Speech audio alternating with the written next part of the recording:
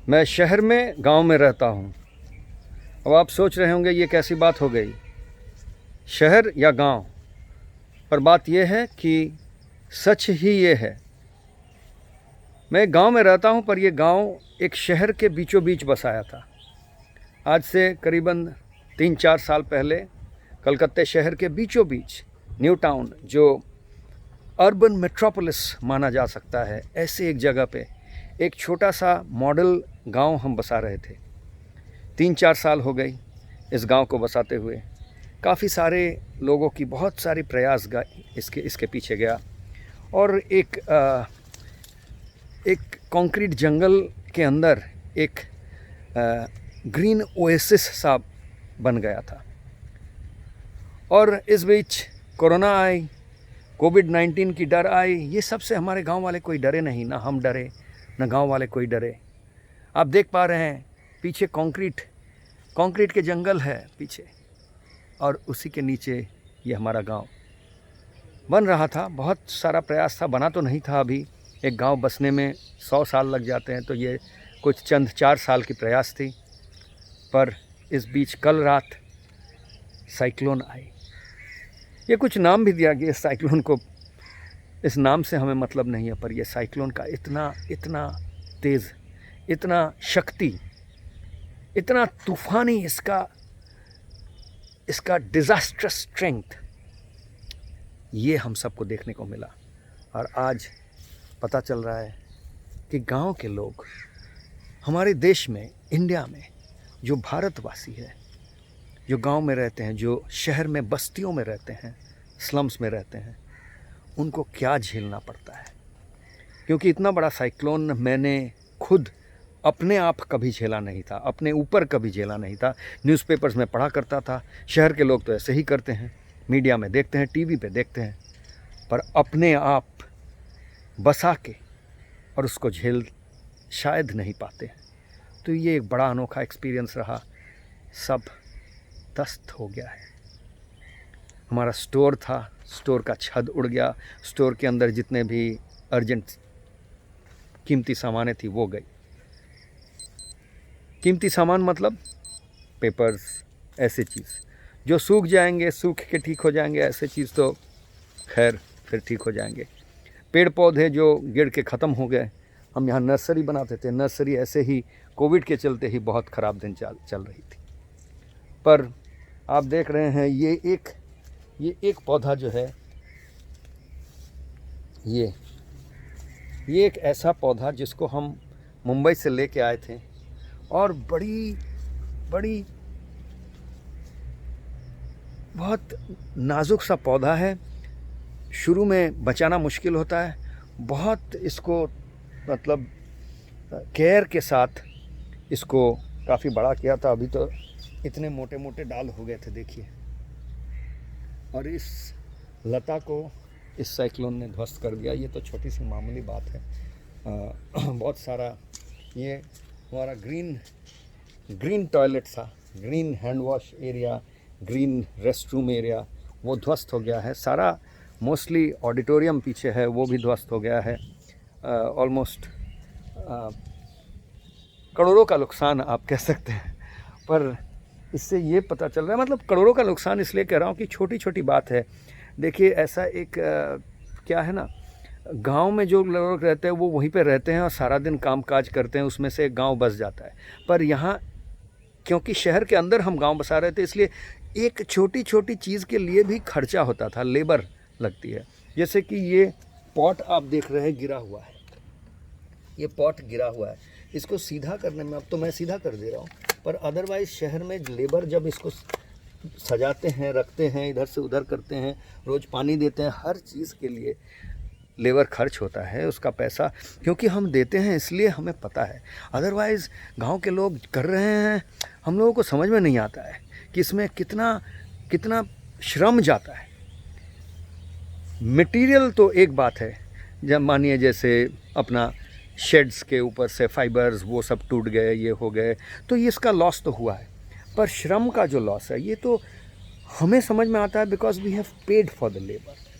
But when our fellow countrymen, when they create their villages and they live in their villages. वो जो अपने गांव बनाते हैं वो उसमें रहते हैं, अपने बस्ती बनाते हैं, बसेरा बनाते हैं, उसमें उनका अपना श्रम जाता है जिसके लिए शायद वो लेबर कॉस्ट किसी को नहीं देते हैं, लेकिन वो सारा श्रम एक ऐसा डिवास्टेटिंग साइक्लोन में कई घंटों में, एक्चुअली कल जब ये हो रही थी तब इत्तेफाक से ऐसा हुआ, कुछ ही दिन पहले हम एक स्टोर बनाए थे, उस स्टोर में कुछ हम लोग पेपर्स रखे थे, हम लोग शिफ्ट भी कर रहे थे, एक ओल्ड एज होम बना रहे हैं वहाँ पे शिफ्ट कर रहे थे, तो मेरे माताजी को मैं वहाँ शिफ्ट करके ले गया था, तो उनके कुछ अर्जेंट पेपर्स हम ये स्टोर में रखे थे। और 5 बजे जब ये स्टॉर्म, ये साइक्लोन अपने पूरे तूफ़ानी शक्ति प्रकट करते हुए ये लेके आया, तो पहला एक वो स्टोर का जो छत था वो उड़ गया। तो यहाँ से किसी ने वो देखा और दिलीप हमारा जो सारथी है, गाड़ी चलाता है, उसने फ़ोटो लेकर हमारे गाड़ी का जो ग्रुप है उसमें भेजा। तो मेरी माँ भी देखी, उसमें देख के बोले कि बेटा ये देखो यहाँ तुम पेपर्स रखे थे, बोल रहे थे, मैं कई दिन से बोल रहा हूँ अर्जेंट पेपर्स है, अब तो ये छत भी उड़ गया, वो तो पानी में ध्वस्त हो जाएगा। तो 5:30 बजे जब when the cyclone was at its peak, उस समय मैं यहाँ आया और आके उस स्टोर में गया। Then it was raining and it was completely the storm was at its peak. उस समय जाके उसके अंदर से, because luckily we had exact records of which carton had been kept in which store, which number carton, so I could pinpoint and go there and retrieve those cartons, although before it got completely मतलब पानी में भीग के ख़त्म हो जाने के पहले हम तो निकाल लिए उसको उस पानी के अंदर।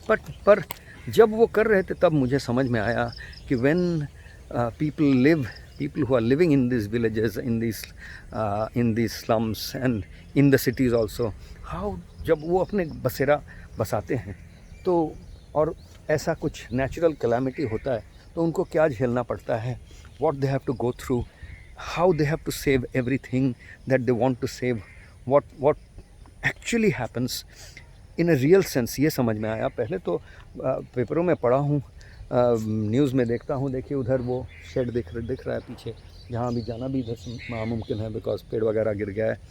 तो this is a real calamity and when I compare this with what was going on for the last 2-3 months, last 2-3 महीने से जो चल रही थी, वो रियल कैलामिटी तो दिख ही नहीं रहा है।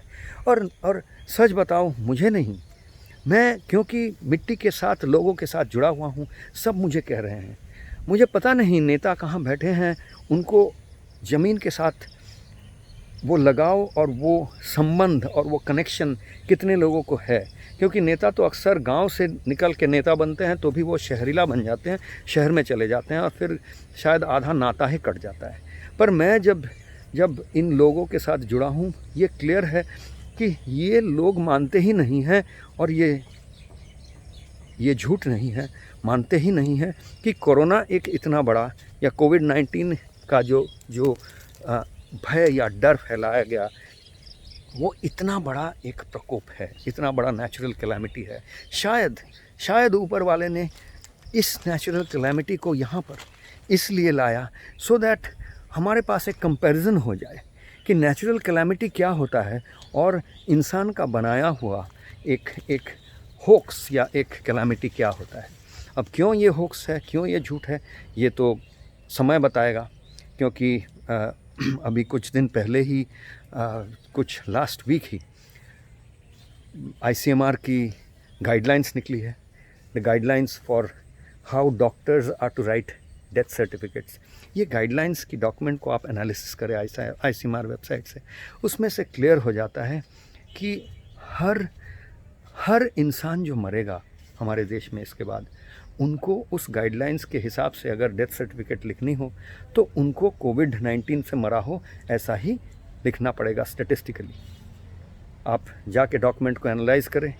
There are 2 codes, 2 code generate किया गया है, U7.01 और U7.02, and that too WHO के गाइडलाइंस के मुताबिक। ये ICMR ने अपने मन मुताबिक नहीं किया, तो WHO ने बताया, उसने कर दिया। तो अब भारत में इसलिए नहीं कि वो कोरोना से मरेंगे, पर इसलिए क्योंकि डेथ सर्टिफिकेट लिखने की एक नया ज़रिया बनाया गया, इसलिए भारत में लाखों लोग कोविड-19 से मरेंगे। तो ये तो भाई एक मैन मेड ट्रेजेडी होगी। एंड टुडे, आज के दिन मेरे पास सडनली आज सुबह ये एक रियलिटी चेक हो रहा है कि comparing a man made tragedy with a natural tragedy. और ये नेचुरल ट्रेजेडी नहीं है अगर हम सब मिलकर इस पे काम करते हैं, क्योंकि अभी हम आगे चल रहे हैं।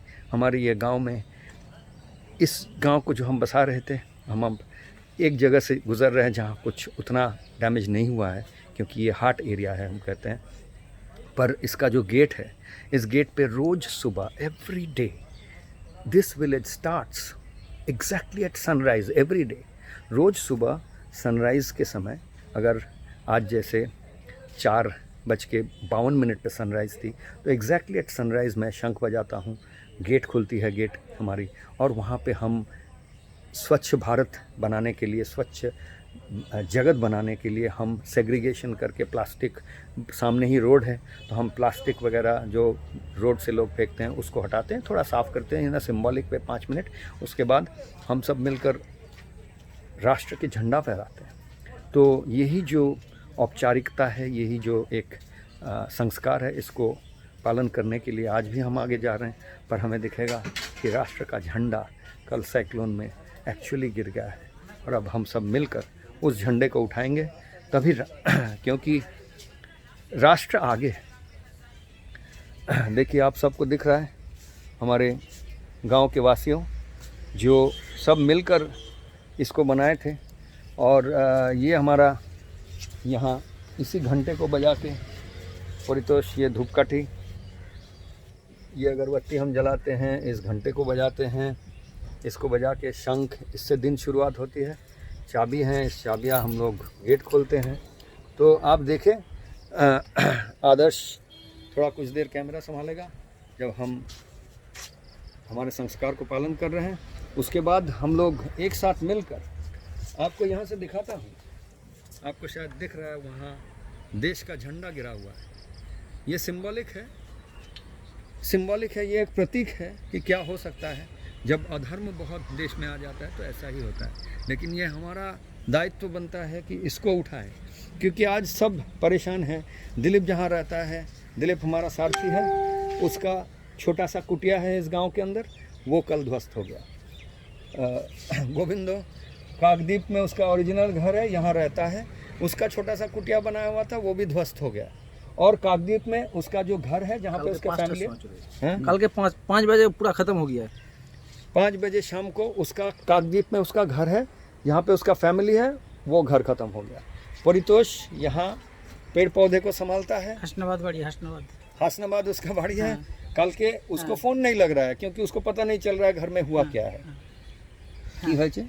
ফোনে পাচ্ছিস না, ফোনে टावर नहीं, ফোনে टावर उड़ गए, কোনো কিছু যোগাযোগ করতে পারছি না। तो उसको अभी तक पता नहीं है हुआ क्या है।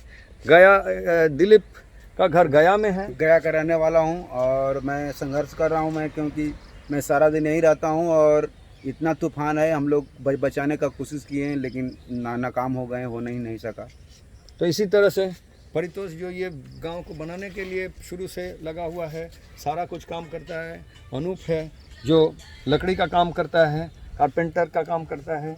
संजय सारथी है, गाड़ी चलाता है। देवाशीष, ये सब जैसे लोग हैं मिलकर प्रयास कर रहे थे, लेकिन हो नहीं पाया, ये बचा नहीं पाए हम लोग। बहुत कुछ ध्वस्त हो गया, करोड़ों का नुकसान हुआ, लेकिन सब अपना अपना कुटिया, अपना अपना घर के ऊपर अब काम शुरू करेंगे, फिर से इसको बनाने का काम शुरू करेंगे। लेकिन इसको शुरू करने के पहले सबको याद है कि देश अभी भी आगे है। हम अपना सोचेंगे, उसके पहले देश का सोचना है। इसलिए आज के इस दिन भी हम जब जाके अपना काम शुरू करने के पहले हम जा रहे हैं बाहर, और झंडा जो गिर गया था कल इस तूफान में, उस झंडे को पहले हम फहराएंगे, राष्ट्रगीत गाएंगे, और उसके बाद आज का दिन शुरू होगा, रीबिल्डिंग शुरू होगा। घबराने की कोई बात नहीं है, नुकसान होती है, और घबराने की यही बात है कि नेचर का, प्रकृति का, ऊपर वाले का, ईश्वर का, अल्लाह का, गॉड का, जिसको भी आप मानते हैं, उनका प्रकोप जब आता है तो वो हम मान लेते हैं, क्योंकि हमें पता है कि भगवान भी अपनी गलती स्वीकार कर लेते हैं, और अगले दिन फिर धूप निकल के आता है और वो सनशाइन देते हैं और सारा कुछ हमको दे देंगे। पर इंसानी ट्रेजेडी जब आता है, इंसान जब अपने आप कोई गलती करता है, इतना बड़ा तूफ़ान जैसे ये कोरोना और कोविड ऐसा इसको लेकर जो हो रहा है, ये ऐसा जब गलती होता है, इसमें कहीं ना कहीं वो अपना गलती भी स्वीकार नहीं करता है। और इसीलिए हम देख रहे हैं कि आज ऐसा एक कुछ गेम प्लान चल रहा है जिसके ज़रिए अगले कई महीनों में हम सबको ये देखने को मिलेगा कि लाखों लोग, हमें बताया जाएगा कि लाखों लोग कोरोना और कोविड से मर गए, क्योंकि कोविड लिखने के मरने का डेथ सर्टिफिकेट बनाने का जो ज़रिया है उसी को लास्ट 5 दिन में बदल दिया गया। और मेरा विश्वास है कि वो भगवान जो ऊपर से सारा कुछ देखते हैं वो ही इस साइक्लोन को भेजे, बोले कि देखो बेटे लोग, एक्चुअल चीज़ क्या होता है, जिसमें हर कोई जब जिसका जो अच्छा हो, बुरा हो, धर्मी हो, अधर्म कर रहा हो, हर किसी के ऊपर जब प्रकोप आता है तो किस तरह से आता है। और इसी तरह का प्रकोप जब लॉकडाउन हुआ उसमें भी आया था, लेकिन उसका गलती कोई स्वीकार नहीं कर रहा है। ऊपर से ये प्रयास चल रहा है कि उसको जस्टिफाई करने के लिए ये बताया जाएगा कि शायद और 30, 40, 50 लाख लोग कोविड में मर गए, जबकि हम सबको पता है किसी का भी इसका 2 घंटे में सबका हानि हो गया है, पर 3 महीने में भी किसी का कोविड में क्या हानि हुआ है? कुछ नहीं हुआ, हमको कुछ नहीं हुआ है। मैं थोड़ा बहुत इतने कि मैं घर में था, मैं ड्राइवर हूँ, मैं जाता हूँ आता हूँ, लेकिन अपना जो सेफ्टी है वो करता हूँ, लेकिन ऐसा कुछ नुकसान नहीं हुआ।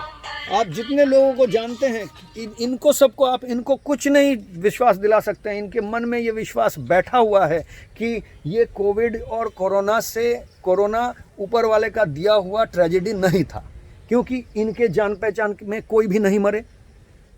इन किसी को भी ये केউ জানা পরিচয় কেউ रिश्तेदार में नहीं हुआ। কেউ মরেনি, কারোর কোনো প্রবলেম হয়েছে না, কিচ্ছু হ্যাঁ হয়নি, কারোর মনে হচ্ছে যে ওটা আসল একটা প্রবলেম ভয় না না না, বরং আজকে এইটা দেখার পরে আরও বিশ্বাস হয়ে যাচ্ছে। आज ये देखने के बाद और भी पता चल रहा है कि जो एक्चुअल जो रियल प्रॉब्लम होता है वो क्या है। जब रियल মানে সাইক্লোন হয়, তুফান হয়, আর্থকোয়েক হয়, ভূমিকম্প হয়, রিয়েল একটা ট্র্যাজেডি হয়, সেটা কি? আর ওই যখন মিডিয়া বলছে, নিউজ বলছে রোজ এত লোক মরছে, ওই মরছে, কিন্তু দেখতে পাচ্ছি কিছু হচ্ছে না, সেটা কি? এই তফাৎটা পরিষ্কার হয়ে গেল।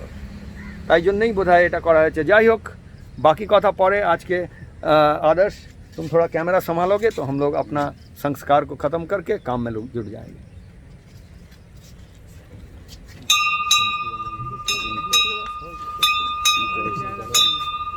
ওদিক থেকে ধরুন না সবাই। সেলফি করে ধর।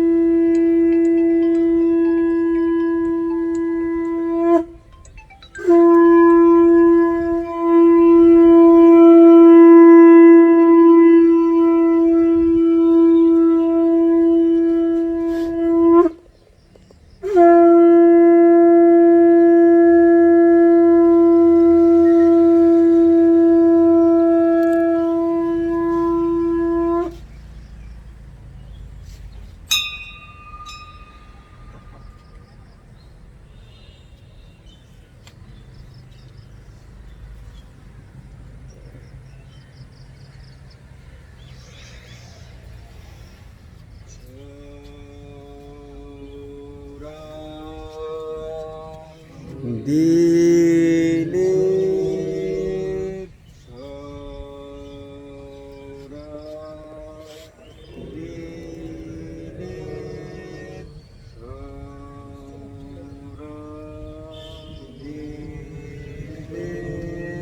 तन प्राण मन चित्त जो तेरे हो वश में,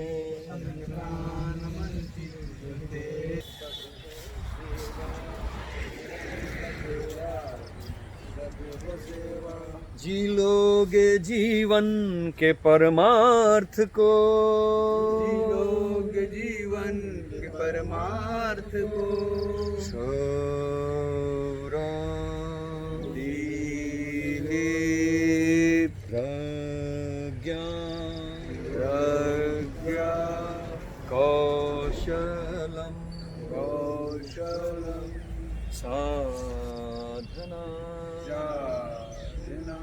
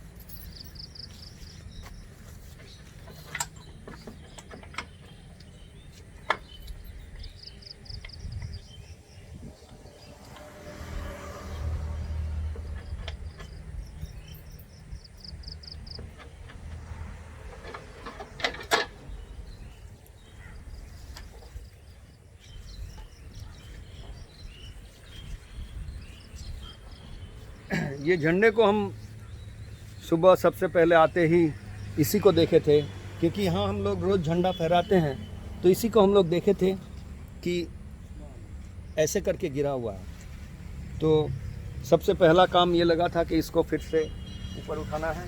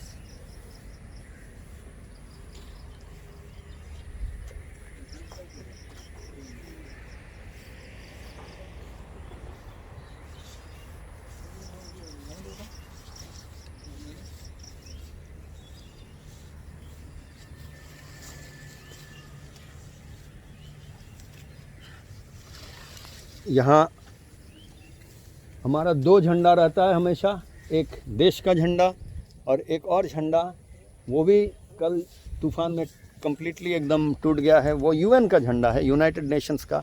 तो हम यहाँ पर हमेशा देश का भी, राष्ट्र का और सारे पृथ्वी का, यूनाइटेड नेशंस का जो झंडा है, इसको भी हम लोग रोज़ फहराते हैं। तो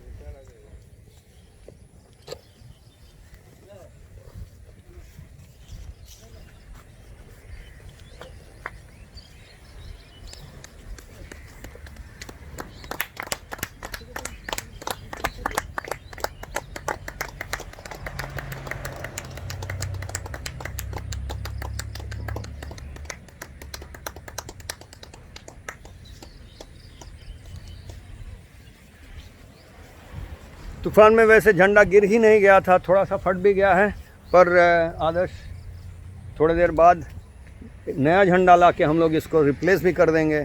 तो देश का शान कभी कम नहीं होना चाहिए, इसी काम से हम लोग शुरू करते हैं। सबका अपना अपना चिंता है, सबका चिंता है कि अपने यहाँ पे जहाँ रहते हैं उसको क्या करेंगे, दोपहर को क्या खाएंगे, क्या बनाएंगे। वैसे भी लॉकडाउन है, ये सारी चीज़ है।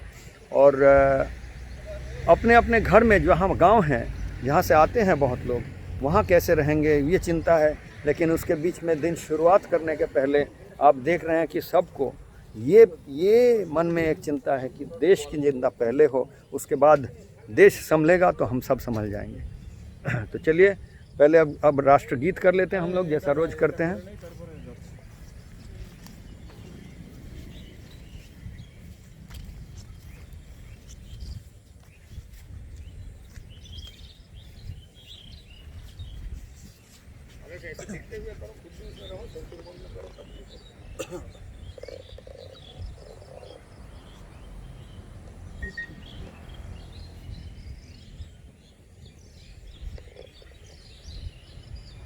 जनगण मन अधिनायक जय हे भारत भाग्य विधाता, पंजाब सिंध गुजरात मराठा द्राविड़ कलबंगो विंध्य हिमाचल यमुना गंगा उच्छल जलधि तरंग तब शुभ नामे जागे तब शुभ आशीष मांगे गाए तब जय गाथा जन गण मंगलदायक जय हे भारत भाग्य विधाता जय हे जय हे जय हे जय जय जय जय हे।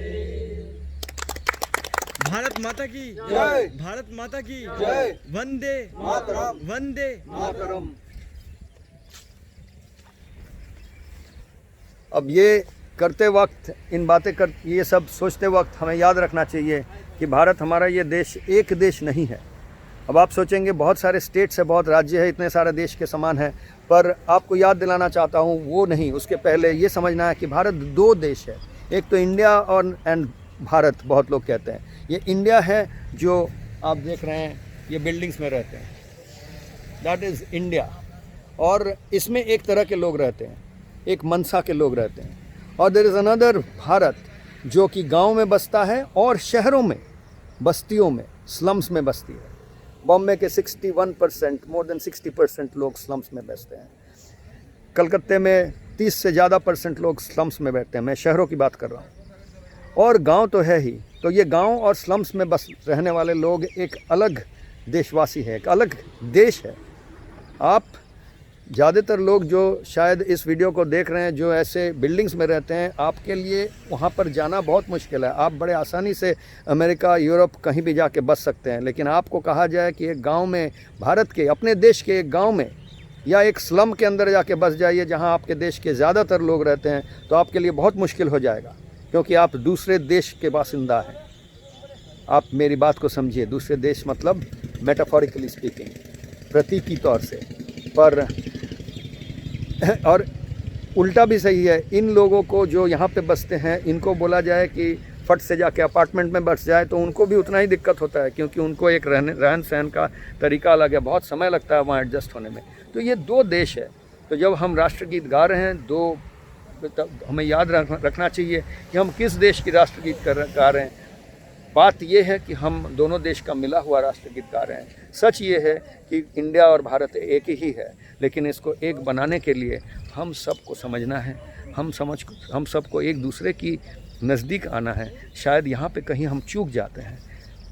मैं इसलिए ये बात कह रहा हूँ क्योंकि मैं खुद भी वहीं पर था, पर लास्ट कुछ सालों से मैं इस लाइफ को जी रहा हूँ जहाँ हर रोज़ कम से कम 3-4 घंटा खुद जो भारत के लोग हैं, तथाकथित इंडिया के नहीं, उनके साथ बिल्कुल पर्सनल टाइम बिताता हूँ। उनके साथ कीचड़ पे, मिट्टी पे जुड़ के काम करता हूँ, उनके साथ मिलकर करता हूँ। तो एक तजुर्बा हो जाता है। और करता हूँ इसलिए नहीं कि उनको एक्सप्लॉइट करके कुछ पैसा बना लूँ या कुछ अपने लिए बना लूँ, ये नहीं, पर जस्ट समझने के लिए। ये एक रिसर्च एक्सपेरिमेंट मानिए, इसके लिए हो रहा है। तो इसके लिए मैं आपके साथ सिर्फ शेयर कर रहा हूँ मेरा ये एक्सपीरियंस। और and it's amazing to be able to understand that